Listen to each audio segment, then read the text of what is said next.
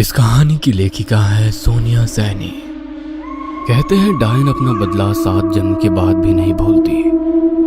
एक बार जो डायन किसी का घर देख ले उसे छोड़ती नहीं। तकरीबन 70 साल पहले की बात है। पहाड़ के एक छोटे से गांव में रहने वाले रंजन को पिछले कई दिनों से कोई काम नहीं मिला था, इसलिए काम की तलाश में वो अपने गांव से काफी दूर निकल आया था। सर्दियों की कोहरे से ढकी शाम थी।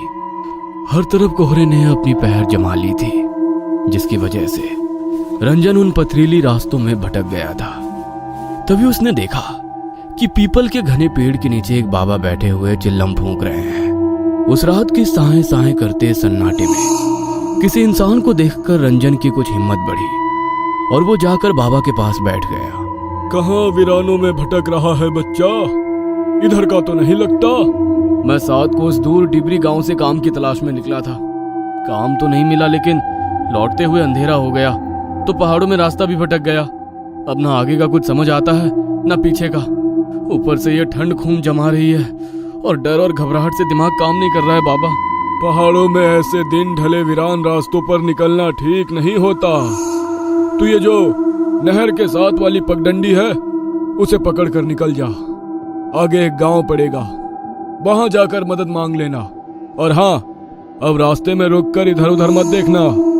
रंजन को बाबा की बातें और उनकी वेशभूषा बहुत रहस्यमयी सी लग रही थी। बाबा के सर से लटकती लंबी जटाएं उनकी मुंह को ढके हुए थी। हाड़ कपाती ठंड में उनके शरीर पर नाम मात्र के कपड़े थे और आंखों में इतनी सुर्खी थी कि देखकर कोई भी डर जाए। ठंड से परेशान है बच्चा? ये ले 2 कश भर ले, थोड़ी राहत मिल जाएगी। रंजन पहले से ही बहुत घबराया हुआ था। इस समय उसे बाबा की कही बातों को मानने के अलावा कोई और चारा नजर नहीं आ रहा था। थोड़ा सा कुचाते हुए उसने हाथ आगे बढ़ाया और चिल्लम बाबा के हाथों से लेकर 2 गहरे कश खींच लिए। अपनी बात कहने के बाद बाबा फिर से सर झुकाकर अपने चिल्लम सूखने में व्यस्त हो गए। रंजन कुछ पल वहीं खड़ा रहा और फिर चुपचाप बाबा के बताए रास्ते पर आगे बढ़ने लगा। जैसे जैसे वो आगे बढ़ रहा था, पास के जंगल से आती जंगली जानवरों की हो की आवाज से उसके बदन में डर की झुरझुरी सी दौड़ रही थी। अचानक उसे अपने पीछे किसी के कदमों की पात चाप सुनाई पड़ने लगी। इतने सुनसान रास्ते में अचानक कौन मेरे पीछे पीछे चल रहा है? किंतु बाबा ने कहा था मुझे पीछे मुड़कर नहीं देखना है। क्या करूं, कुछ समझ में नहीं आ रहा। रंजन अभी कुछ समझ पाता कि उसे अपना नाम सुनाई दिया। रंजन, रंजन, इतनी जल्दी मेरी आवाज भूल गया? अपना नाम सुनकर रंजन ने चौंक कर पीछे मुड़कर देखा तो उसे अपने ठीक पीछे वही बाबा दिखाई देते हैं। आओ, मैं तुम्हें ये रास्ता पार करा देता हूँ। तुम्हें डर लग रहा था ना? बोलो, कहाँ तक जाओगे? लेकिन अचानक से बाबा यहाँ कैसे आ पहुंचे और उन्हें कैसे पता मुझे डर लग रहा है? लगता है तुझे मेरी मदद की जरूरत नहीं। नहीं, ऐसी बात नहीं है। बस मेरा कोई ठिकाना नहीं बाबा। काम की तलाश में निकला था। रात में किसी गांव में डेरा लगा लूंगा, सुबह फिर काम ढूंढने निकलूंगा। इस रास्ते से दाएं घूम जाना, आगे एक जंगल दिखाई देगा। वहां पर एक बूढ़ी रहती है, किसी विश्वास के आदमी को ढूंढ रही है जो उसके बंगले की मरम्मत कर दे। बदले में तुम्हें अच्छे रकम दे देगी, लेकिन उसकी एक शर्त है कि बस अपने काम से काम रखना होगा। घर में किसी सामान को हाथ नहीं लगाना है और बूढ़ी से कोई सवाल भी नहीं करना है। एक और बात का ख्याल रखना, बूढ़ी औरत के पीछे जाने की गलती कभी ना करना। मुझे बस काम मिल जाए, इसके अलावा मुझे उस बूढ़ी से कोई मतलब नहीं। आपका बहुत बहुत धन्यवाद बाबा, लेकिन इतनी रात गए क्या वहां जाना सही रहेगा? तुम जाओ, वो बुढ़िया रातों को सोती नहीं है।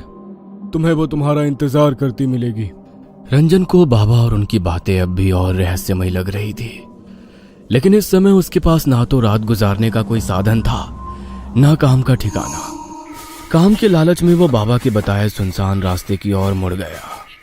कुछ देर बाद उसे एक पुराना सुनसान सा बंगला दिखाई दिया। बंगले को देखकर ऐसा लगता तो नहीं कि यहाँ कोई रहता होगा।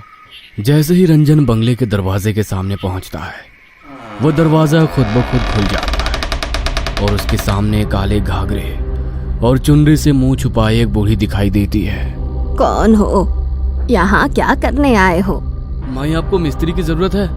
मैं आपका काम पूरा कर दूंगा। बस काम की तलाश में यहाँ आया हूँ। हाँ ठीक है, मुझे ज्यादा सवाल करने वाले लोग पसंद नहीं। बातें नहीं, बस काम पर ध्यान देना। जी समझ गया। और मेरी दिहाड़ी? पैसों की तू चिंता मत कर, तेरी इच्छा से ज्यादा ही मिलेगा। बूढ़ी उसे अपने साथ बंगले के अंदर ले जाती है। अंदर का माहौल कुछ अजीब था। पूरे घर में अजीबो गरीब सी चीजें दिखाई दे रही थी। जगह जगह छोटे छोटे आईने लटके दिखाई दे रहे थे और उन आईनों के साथ अलग आकार की काले कपड़े से बनी गुड़िया लटकती हुई दिखाई दे रही थी। उन सभी गुड़ियों को देखकर रंजन को कुछ अजीब सी सिहरन महसूस हो रही थी। काली गुड़िया की आंखों के आसपास लाल रंग टपकता दिखाई दे रहा था, जिससे वो बहुत भयानक दिखाई दे रही थी। ये घर कुछ अजीब सा क्यों महसूस हो रहा है मुझे? इतने अजीबोगरीब सामान। लेकिन बुढ़िया ने कहा है कि कोई सवाल नहीं करना है, इसलिए अपने मन की शंका मन ही में दबाए रंजन बंगले के उस भाग में पहुंच जाता है जहां पर उसे मरम्मत का काम करना था। बुढ़िया ने उसे रात में ठहरने को एक कमरा दिखा दिया और अगले ही दिन से काम शुरू करवा दिया। इस आंगन को खोद कर यहाँ पर एक पक्का कुआं बनाना है। कर पाओगे? मेहनत का काम है। और हाँ, इसके आसपास चारों ओर दीवार बनाकर घेरा भी करना है। रंजन खुशी खुशी काम करने के लिए तैयार हो गया था। दिन भर बिना मुंह से चूं की भी आवाज किए वो अपने काम में लगा रहता। बदले में बुढ़िया उसे दुगनी मजदूरी और दोनों टाइम का खाना खिला देती। एक सप्ताह के बाद काम पूरा हो गया। ये ले तेरा हिसाब। डिमरी गांव से आया है ना तू? हाँ, डिमरी से ही आया हूँ। लेकिन आपको कैसे पता? रंजन की बात सुनकर बुढ़िया ने गुस्से से उसकी ओर देखा। बोला था ना कोई सवाल नहीं। सुन, मेरा एक काम करेगा। तेरे गांव में एक आदमी रहता है, सज्जन सिंह। जानता है उसे? नहीं, जानता तो नहीं हूँ, लेकिन उसकी गांव में एक बड़ी दुकान है, इसलिए नाम सुना है उसका। मेरा दूर का रिश्तेदार है, उस तक कुछ सामान पहुंचाना है। तुझे इस काम के बदले मैं थोड़े पैसे और दे दूंगी। अरे गाना। रंजन खुशी खुशी बुढ़िया का सामान पड़ोस के गांव तक पहुंचाने को तैयार हो जाता है। बुढ़िया ने एक पोटली बांधकर उसे थमाई और कुछ पैसे देकर विदा कर दिया। रंजन ने एक सप्ताह काम करके अच्छा धन इकट्ठा कर लिया था। पोटली लेकर वो सज्जन सिंह के घर पहुंच जाता है। जी, क्या आप ही सज्जन सिंह हो? और सज्जन सिंह के लिए ये सामान उनकी किसी जानने वाली ने भिजवाया है। कहाँ से आए हो?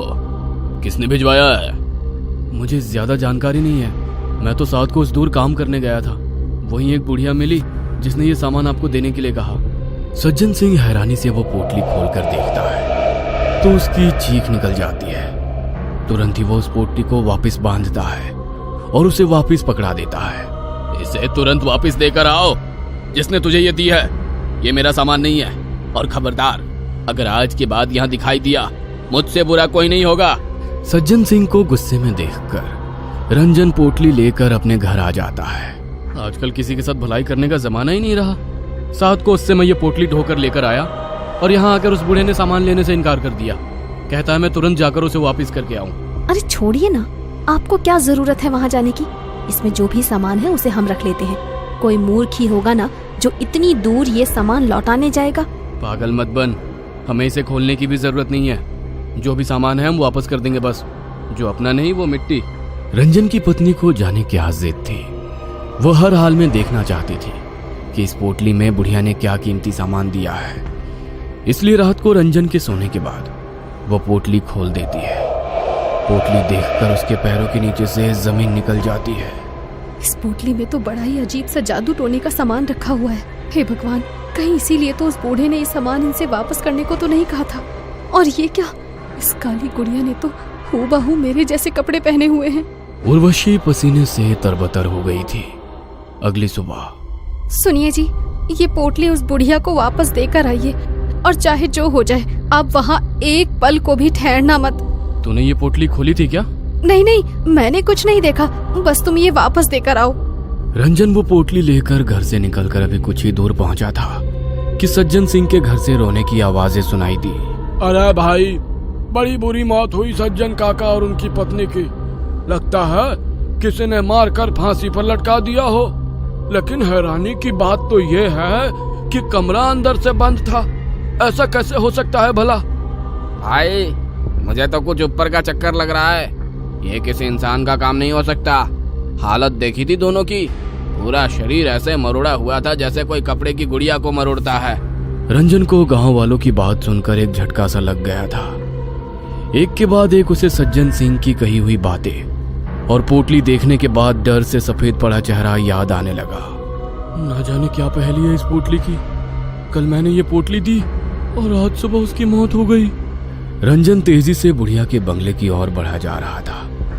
आज जब वो बंगले के सामने पहुंचा तो पाया बंगले के दरवाजे पर एक ताला लटक रहा है और बंगला भी उसे कुछ ज्यादा ही सुनसान सा नजर आया। रंजन अब इस बंगले और बुढ़िया का सच जानना चाहता था, इसलिए वो ताला तोड़कर उसके अंदर घुस जाता है। अंदर का नजारा देखकर उसकी आंखें आश्चर्य से फैल गई थी। बुढ़िया के कमरे में 3 नई काली गुड़िया लटकी हुई थी और उसमें से एक गुड़िया के कपड़े उसे कुछ जाने पहचाने नजर आ रहे थे। रंजन घबराकर उस बंगले से निकलकर बाहर सड़क की ओर आ जाता है। भाई कुछ पता है ये बुढ़िया कब तक लौट कर आएगी? रंजन की बात सुनकर उस आदमी ने उसे ऊपर से नीचे तक घूरते हुए कहा, पागल है क्या भाई? ऐसा क्यों कह रहे हो भैया? क्योंकि यहाँ कोई नहीं रहता। 50 साल से लटका है ये ताला। और हाँ, भूत बंगला है ये।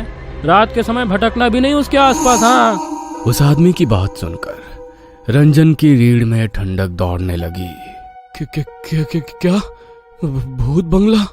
भाई मेरे दादा कहते थे किसी डायन का बंगला है ये।